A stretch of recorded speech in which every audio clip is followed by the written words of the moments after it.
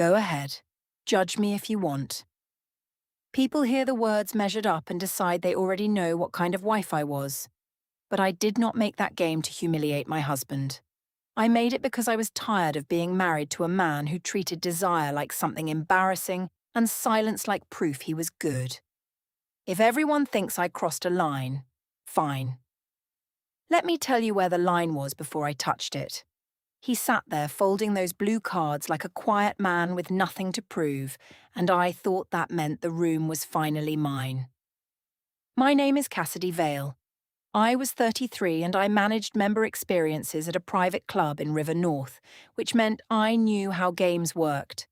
I built them for rooms where rich people wanted danger with napkins under it, blue cards, silver marker.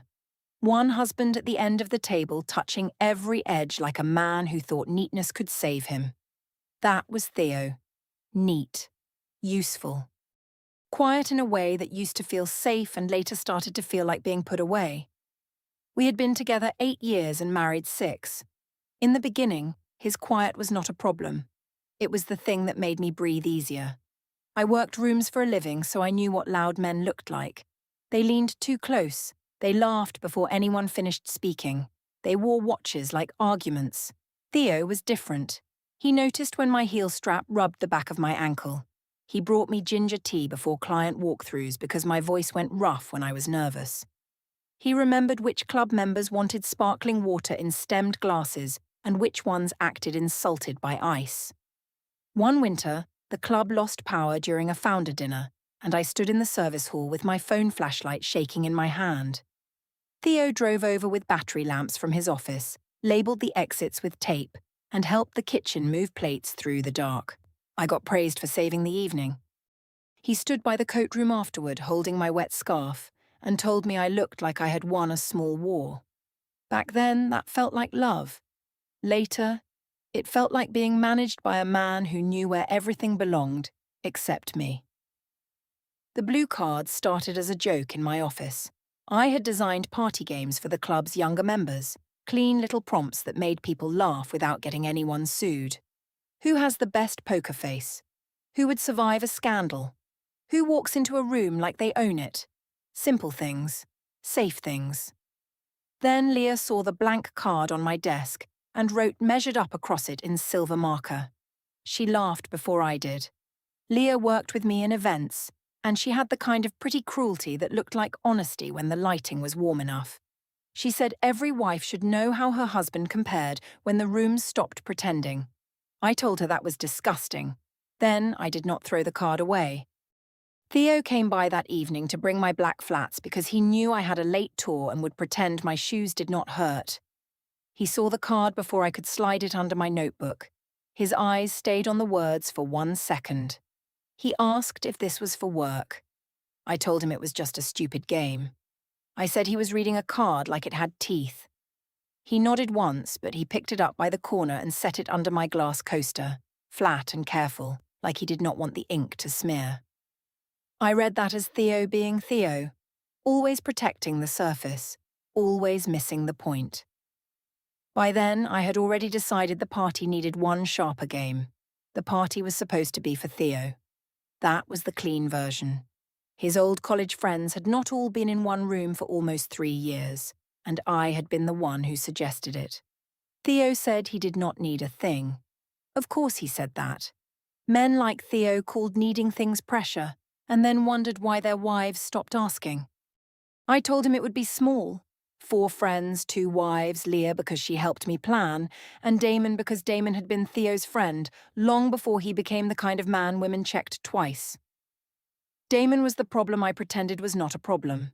He was 36, divorced, broad-shouldered in that easy way that made other men straighten without admitting it. He had a laugh that entered the room before he did. At Theo's birthday 2 years earlier, Damon had called me dangerous in front of everyone because I had convinced a board member to approve an impossible floral budget. Theo had smiled politely and said I was good at what I did. Damon made it sound like a compliment. Theo made it sound like a fact. There is a difference when you are tired of being loved like a calendar entry. The night before the party, I spread the cards across our dining table to sort them. White for harmless, grey for pointed, blue for the final round. The measured-up card sat at the bottom of the pile, face down, because even I knew it needed timing. Theo came in with laundry folded against his chest and stopped near the table. He asked if his friends knew I was making them part of a club game. I told him men loved games when they thought they could win. I said it lightly because lightness can make anything sound less cruel if you hold your mouth right. He set the laundry on the chair and asked one more thing. He wanted to know if I was angry with him. That annoyed me more than it should have. Angry sounded small. Angry sounded like I had burned dinner or lost a bracelet. I was not angry. I was lonely in a marriage that still looked useful from the outside. I was tired of being handled. I was tired of Theo answering feelings with repairs, schedules, and quiet concern. I told him I was not angry. I said I wanted one night where people remembered I was fun. He looked at the blue card again. Not long. Just enough. Then he asked if I could keep the jokes away from his body, his marriage, and his friends. That was the sentence I used against him later. I told myself he had made it dirty first. I told myself he was the one who dragged shame into the room before anyone had even arrived.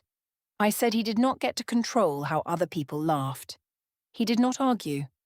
He only gathered the white cards into a cleaner stack and left the blue one where it was. His thumb pressed the edge once, smoothing it flat.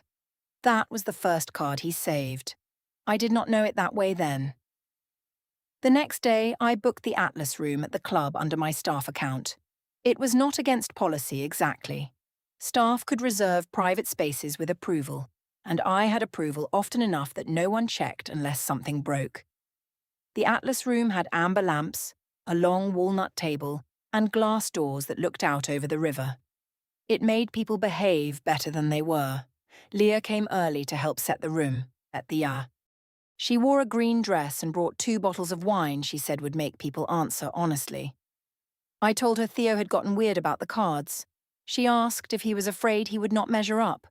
I laughed because it was easier than saying the sentence had landed somewhere soft in me.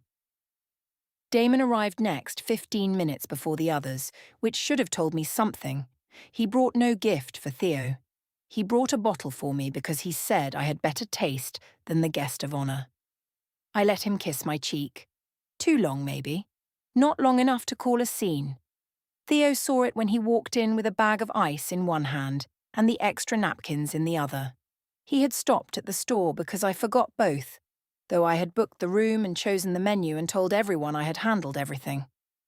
He set the ice behind the bar and asked Damon if traffic had been bad. Damon said he got there fine. Theo smiled, small and calm. Then he placed the napkins beside the cards and turned the top one so the title faced the same direction as the chairs. Nora arrived after that with her husband, Reed. I did not know Nora well. I knew she sat on the club's membership committee, which made her important in a dry way. Theo knew her through Reed, and that always irritated me a little. My club was my world. I did not like discovering my quiet husband had doors there I had not opened for him. Nora looked at the cards and asked if this was one of my member engagement tests. I said it was just for fun. Theo looked at me when I said just. I smiled at him because smiling in front of people can feel like winning. Nora touched the edge of one blue card and asked if the room had been cleared for private staff use.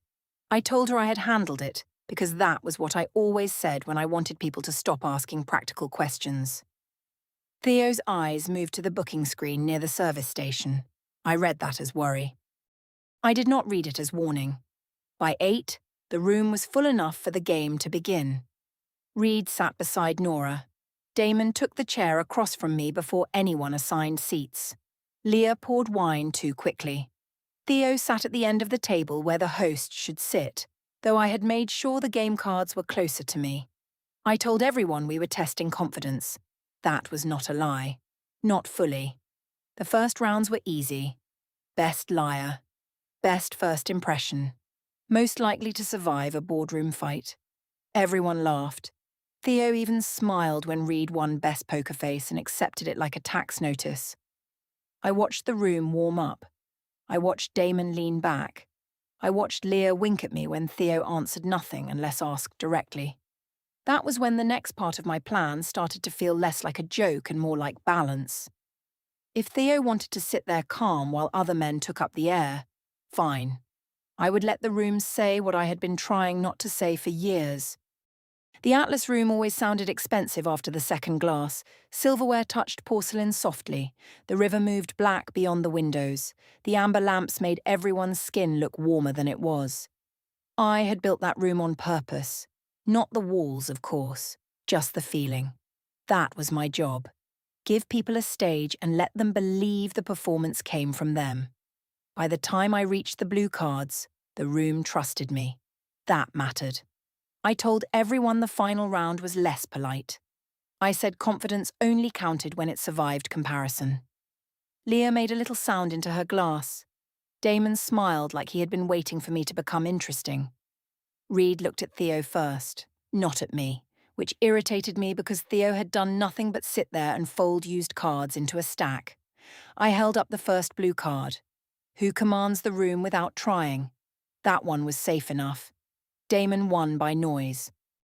Theo got one vote from Nora, which made everyone laugh because Nora said it without smiling. I told Theo even quiet men needed charity sometimes. The room made the soft, uncertain laugh people use when they are deciding whether something is still funny. Theo picked up the card after I set it down. He folded it once, not sharply, cleanly. I read that as embarrassment. I liked that more than I should have. The second blue card asked who would make the better dangerous mistake. Damon won that too. Leah said he had the face of a problem. I said some problems were worth having. Damon lifted his glass toward me. Theo's hand paused on the card, then kept folding. He asked if I wanted to stop before the game stopped being a game. Calm, quiet, specific. I heard him trying to shrink the room because he was not winning it. So I told him the same thing he always told me when I complained about being lonely. I told him we were just talking. I told him not everything needed to become a meeting. That landed. I saw it. His face did not change much, but his eyes moved from me to the stack of cards and stayed there. For 1 second, something almost opened in the room. I could feel Reed shift in his chair. Nora set her glass down. Leah looked at me as if she wanted me to go on and stop at the same time. I went on. The third blue card was the one Leah had written in silver. Measured up. I did not say anything direct. I did not need to. The words did the work.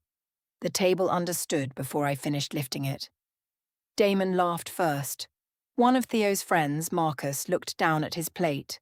Reed did not laugh at all. Leah laughed, but it came out thinner than before. Theo looked at the card. Then he looked at me. He asked if I was sure. That was all.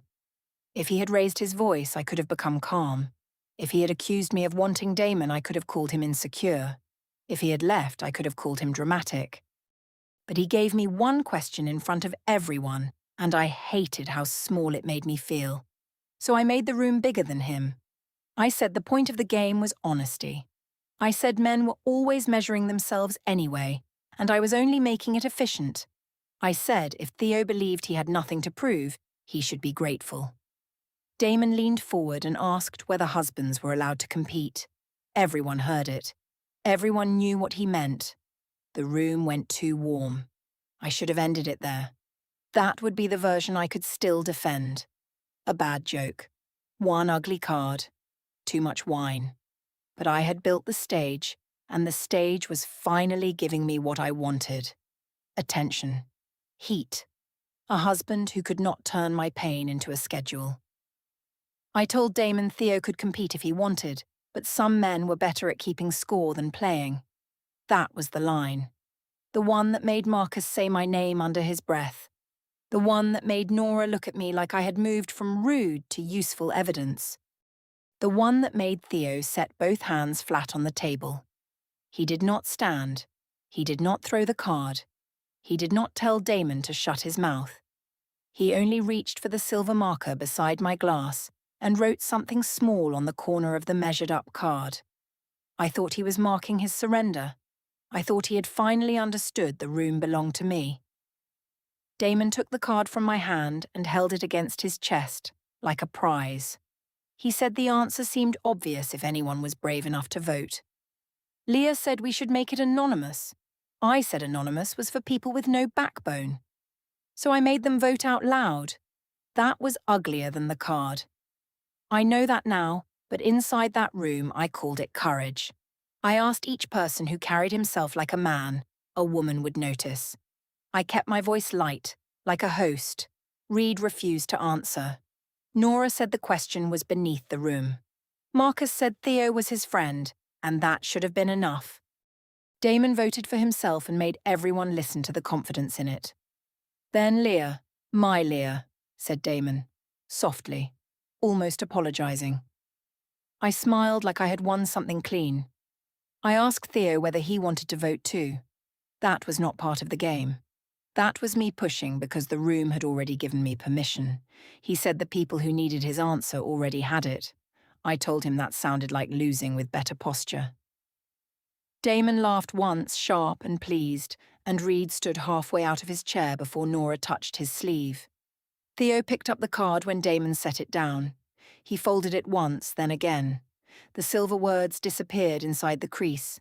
He placed it on top of the other blue cards and lined the edges with his thumb. That was his wrong reaction. He should have looked defeated. He should have looked jealous. Instead, he looked like a man closing a drawer. I read that as weakness because I needed it to be weakness. Then I lifted the last card of the night. Who would you choose if you were not afraid of consequences? Leah did not laugh. Neither did Nora. But Damon did. And by then, his laugh was the only sound I cared about. The party did not end after the last card. That was the strange part. People always think a room breaks loudly. It does not. Sometimes it keeps serving dessert. The chocolate torte arrived with raspberries arranged in a neat red line, and everyone pretended plates needed passing. I thanked the server too brightly. Damon asked for coffee. Leah checked her phone and said nothing. Theo stood to help move empty glasses to the sideboard, and I almost laughed because even then, even after being measured and mocked in front of his own friends, my husband still cleaned the room. That was how I told it to myself. Useful Theo. Careful Theo. A man who could be humiliated and still worry about condensation rings on walnut. Nora followed him to the sideboard. I watched because Nora had the kind of stillness that made me feel audited. She said something low. Theo answered. Not much. His hand stayed on the folded stack of blue cards. I told myself she was apologizing for being uptight. I told myself women like Nora always hated games they could not control. When Theo returned, he did not sit beside me. He took the chair across from me, the one Damon had pulled out earlier, and left angled toward my knees. Theo straightened it before sitting. Another small thing. Another little correction. He asked if I had enjoyed proving my point. I told him it was not my fault the room had a sense of humor. He asked which part had been funny to me. I had no clean answer, so I used the dirty one without saying it out loud. I said the game only hurt because it touched something true. I said maybe if he had made me feel wanted, other men's confidence would not have looked so loud beside him. That was partly true. It was the part I kept, because a true part can make the whole lie feel sturdy. Theo looked down at the blue card stack. His thumb moved once along the crease. He said he knew he had failed me in ways he did not know how to fix. He said he had turned quiet when he should have reached for me. He said he had made care look like chores. For 1 second the room fell away. Not fully. Just enough. I saw the man who had brought battery lamps to my ruined dinner. I saw him standing in the service hall with rain in his hair. I saw his hands on my scarf, gentle and cold, while I accepted praise he had helped me earn. I saw the good part, the part I had been using as proof that he was boring because it was easier than admitting I had stopped thanking him. Then Damon set his coffee cup down too hard. The sound closed the door. I told Theo that admitting a problem after years of making me beg for heat did not make him noble. I said he always became honest when there were witnesses. That was not fair. It was useful. Theo nodded once. He did not defend himself. That made me angry again. Reed stood a few minutes later and said he and Nora had an early morning. That was a lie. Everyone knew it. Reed had once stayed at our apartment until 2 in the morning talking to Theo about old baseball cards and bad professors. He did not leave rooms early. He left this one because something in it had started to smell. I told him he was getting old. He looked at Theo and said he would call him tomorrow. Not us. Him. I pretended not to hear the difference. Marcus left next. He hugged Theo at the door. He did not hug me. He said the room was beautiful because polite people reach for furniture when they cannot praise the host. Leah stayed, but her face had changed. She was still beside me technically. Her chair was still close, but her eyes kept going to the card stack near Theo's glass. I asked if she was suddenly too pure for a joke. She said it had gone farther than she thought. That irritated me because Leah had written the card. Leah had poured the wine. Leah had told me the test would wake Theo up. People love handing you matches and then acting surprised when the curtains burn. I told her she did not get to become a witness after being a co-author. She went quiet. Damon did not. He stayed warm, loud, close. He said people were overreacting because Theo had trained everyone to treat his silence like an emergency. He said I had done nothing wrong except ask the question everyone already knew the answer to. That was what I wanted to hear. So I let his version become mine. When the bill folder came, I reached for it automatically because the room was under my staff account. Theo reached too. Our hands almost touched. He pulled back first and asked if I wanted the charges on my card. I laughed. I said of course, since apparently I was the only person hosting that night. He said he only wanted the record clean. The record. I repeated that word in my head and made it small. Theo liked records, receipts, calendars, clean edges. He could turn a party into paperwork if you let him. I told myself that was all he meant. He took the paid receipt, folded it with the blue cards and placed everything in the inside pocket of his jacket. For a second, I almost asked why. Then Damon touched the back of my chair and said we should all go somewhere less dead. I looked at Theo. He looked tired. Not beaten. Tired. I read that wrong too. In the elevator, Leah stood beside me and did not say Damon had been funny. That should have bothered me more. Instead, I watched Theo's reflection in the brass doors. He was behind us with Reed and Nora, one hand inside his jacket pocket where the folded cards were. Nora said something to him. Reed nodded. Theo did not look at me. I told myself that proved he was sulking.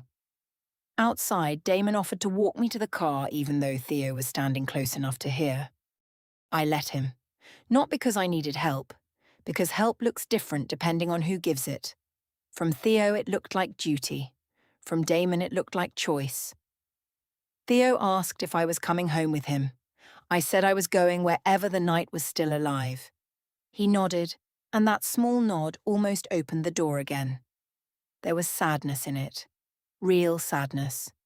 But I had Damon beside me, Leah silent behind me, and a room full of proof I could still make men react. So I closed the door myself. By morning, the story had become easier to tell. That is the nice thing about sleeping after a bad night. You wake up with fewer details. The pauses disappear first, then the faces, then the exact sentence where someone stopped laughing. What remains is the version that lets you make coffee. My version was simple.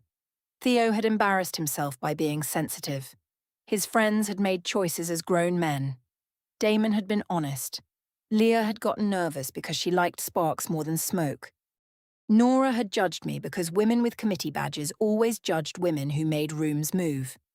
I repeated that while I stood in our bathroom, putting on mascara with a steadier hand than I felt. Theo was already dressed when I came out. Grey sweater, dark coat, shoes on, phone face down on the entry table. The blue cards were not visible, but I thought about them anyway. He asked if we could talk before I went to work. I told him I had a staff briefing. He said it would take 5 minutes. That annoyed me because Theo always made pain sound like a calendar request. 5 minutes. One question. Clean record. Proper channels. I asked if he was going to make me apologize to his friends like a child. He said he was asking whether I understood what I had done. I said I had hosted a party. I said adults answered adult questions.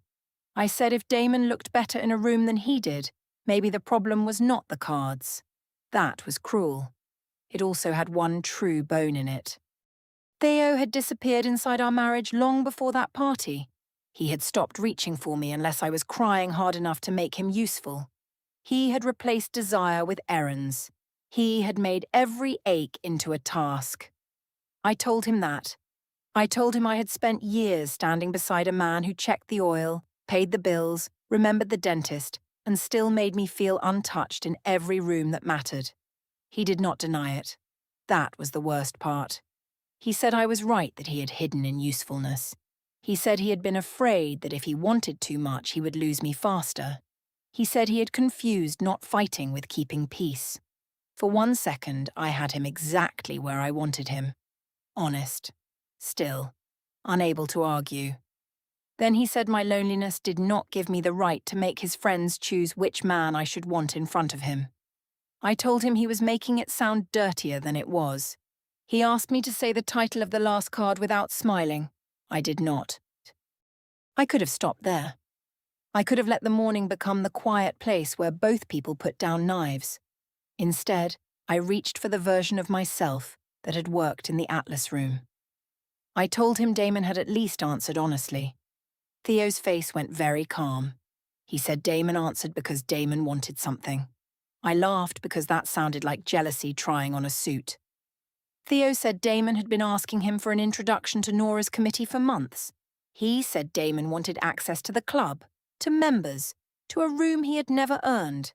He said I had made myself the easiest door. That should have made me pause.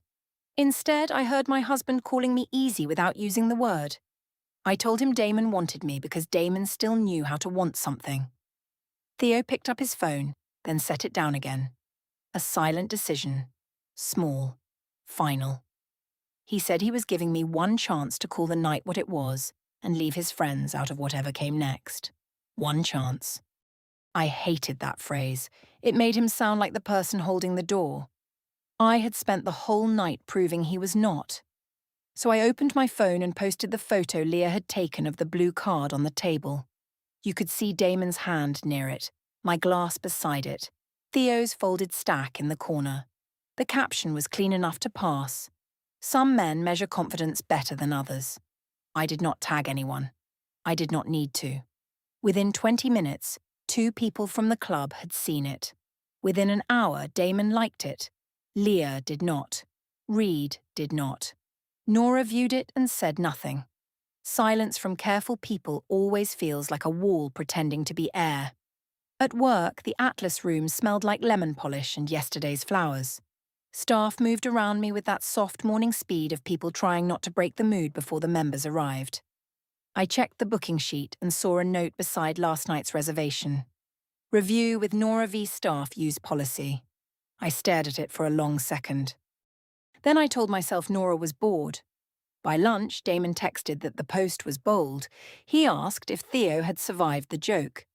I told him Theo was doing what Theo did, turning feelings into files. Damon sent a laughing response and said maybe files were the only thing Theo measured well. I smiled at my phone. Priya from catering saw it and looked away too quickly. That bothered me. Not enough to stop. That evening, Theo asked me not to come to Reed and Nora's dinner on Friday.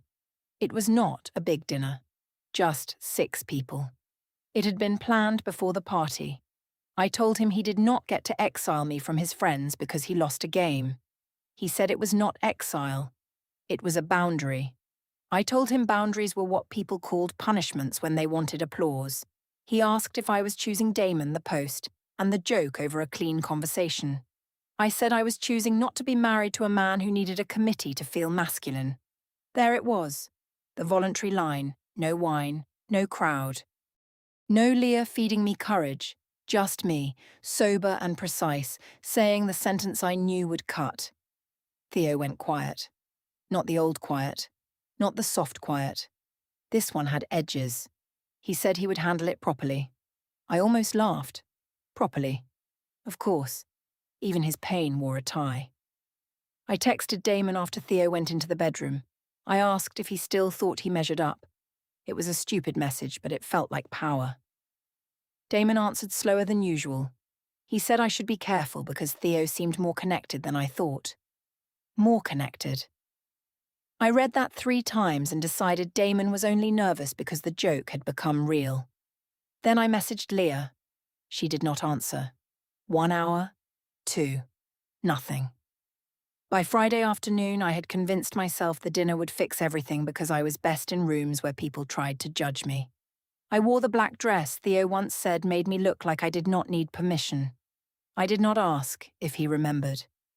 I booked a car to Reed and Nora's house and told Theo I would meet him there because arriving together felt like giving him credit he had not earned. He answered with one word. Understood. I smiled at the screen. That word sounded like surrender if you wanted it badly enough. Reed and Nora's dining room was smaller than the Atlas room, which made every silence harder to hide. There were 6 places set, but only 5 people at the table when I arrived. Reed, Nora, Marcus, Theo, Damon. No Leah. Her empty chair was the first thing I refused to understand. Damon stood when I came in, but not quickly. His smile looked borrowed. Theo was seated at the end of the table with a glass of water and the folded blue cards beside his plate. Not hidden, not displayed. Just there. I told them I hoped nobody had planned another committee hearing. Nobody laughed. Theo stood then. He smiled. Not big, not cruel, just clear. He picked up the first blue card and said the first one had asked who commanded the room without trying. Nora looked at me. Reed looked at Damon. Theo placed that card face up on the table. He picked up the second and said the dangerous mistake card had shown him who enjoyed watching a marriage become entertainment. Then he picked up the measured up card. My glass was still in my hand. I set it down and kept my fingers around the stem after the base touched wood. Theo said he had asked me the night before the party not to make his body, his marriage, or his friends into a joke. Marcus lowered his eyes. Nora said he had told her that before the party started, when she asked why he looked uneasy near the card table. There it was. The first clue named aloud. The coaster. The folded cards. Nora at the sideboard. Reed leaving early. Leah not answering. Damon suddenly careful. Every small thing I had made stupid became a line pointing back at me. Theo said I wanted help choosing who measured up. He said the room had helped him choose who would not be in his life. Damon moved first. He said this had gone too far and that he had only played along because everyone was joking. Nora asked him why he had asked her husband twice for a membership introduction after making that joke in her club. Damon sat back down. That was his departure. Not a door. Not a speech. Just his face choosing distance before his body could. Theo placed the measured-up card in front of me. He said Damon was not his friend anymore. Then he said neither was I his wife in any way that mattered. One legal line followed because Theo was still Theo. The separation petition had been filed that morning, and temporary financial arrangements would come through the proper channel. The rest landed without drama. Housing. Theo stayed in the apartment because the lease and renewal were in his name. Finances. The club card tied to my staff account was suspended pending review. Social circle. Marcus stopped answering me, Reed blocked Damon, and Nora removed me from 2 member events before Monday. Damon. He sent one message about needing space and never asked if I got home. Work. My director said private rooms required private judgment, and mine was now in question. Leah texted me 3 days later. One sentence. She said she should never have written the card. She did not say she was sorry enough to stand beside me. The blue card came back to me in a plain envelope with the few things Theo packed from my desk drawer. It was still folded twice. The silver words were cracked along the crease. I had wanted a room full of men to prove my husband was small. All I proved was how little space I had left in his life. The card still said measured up,